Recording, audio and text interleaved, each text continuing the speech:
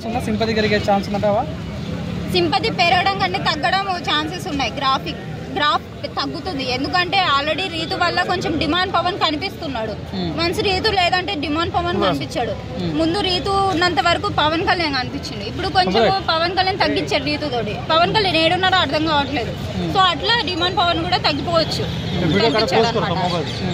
తనుజ గారి ఇమాన్యుల్ మధ్య love track ఎలా అనిపిస్తుంది? లవ్ ట్రాక్ ఇమాన్యుల్ గురించి తెలిసిందే కదన్నా. బయట ఎవరు కనిపించినా పులిహోర కలుపుతాడు. సో అట్లాంటిది కొంచెం అందంగా ఉంది కాబట్టి బిగ్ బాస్ హౌస్ లో తనుజని పులిహోర కలుపుతున్నాడు అనమాట.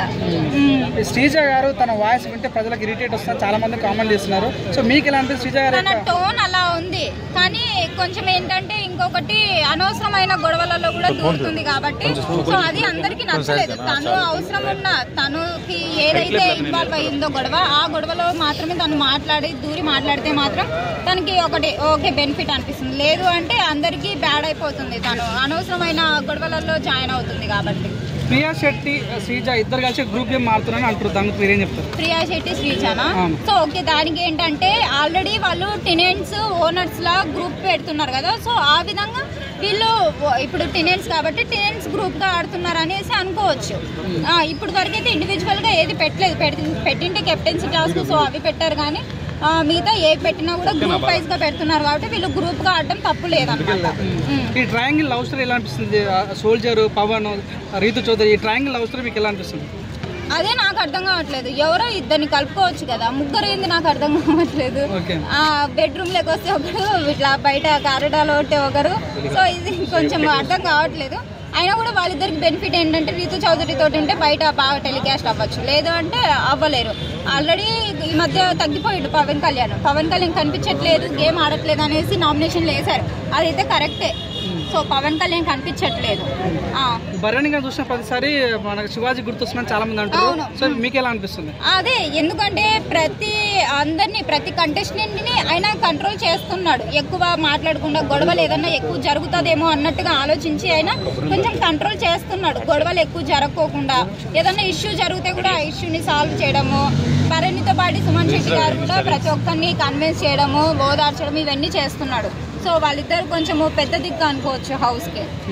సుమన్ శెట్టి గారి యొక్క పర్ఫార్మెన్స్ ఎలా అనిపిస్తుంది? నిజంగా తన సింపతి కార్డు వాడుతున్నాను అనుకోవచ్చా?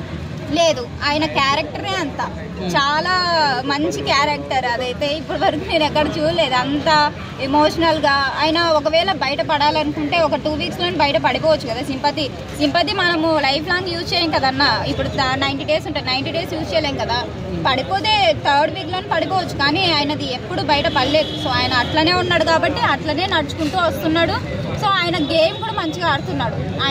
ఆయనకి స్కోప్ దొరికితే మాత్రం గేమ్ ఖచ్చితంగా ఆడుతున్నాడు ఆయన. మాస్క్ ఇప్పటికైనా మాస్క్ తీసి ఉండాలి, లేదంటే మీరు ఏం చెప్తారు? అసలు ఆయన మాస్క్ వేసుకోలేదు. ఆయన పేరు మాస్క్ మ్యాన్ అన్నారు కానీ ఆయన మాస్క్ వేసుకోలేదు. కాకపోతే తను కొంచెము పూర్తిగా కామన్ మ్యాన్ అన్న. ఎందుకంటే ఇన్ఫ్లుయెన్సర్ కాదు, యూట్యూబర్ కాదు, పూర్తిగా కామన్ మ్యాన్ కాబట్టి వన్స్ ఒక్కసారిగా ఇంతమందితో ఎలా మింగిల్ అవ్వాలి అన్నట్టుగా ఆయన ఆలోచించి ఆయన వ్యక్తిత్వాన్ని ఇప్పుడు మార్చుకుంటున్నాడు. తర్వాత ఆయనే చెప్పుకున్నాడు, నేను సైకోని నా భార్యను కొట్టానని ఆయనే చెప్పుకున్నాడు.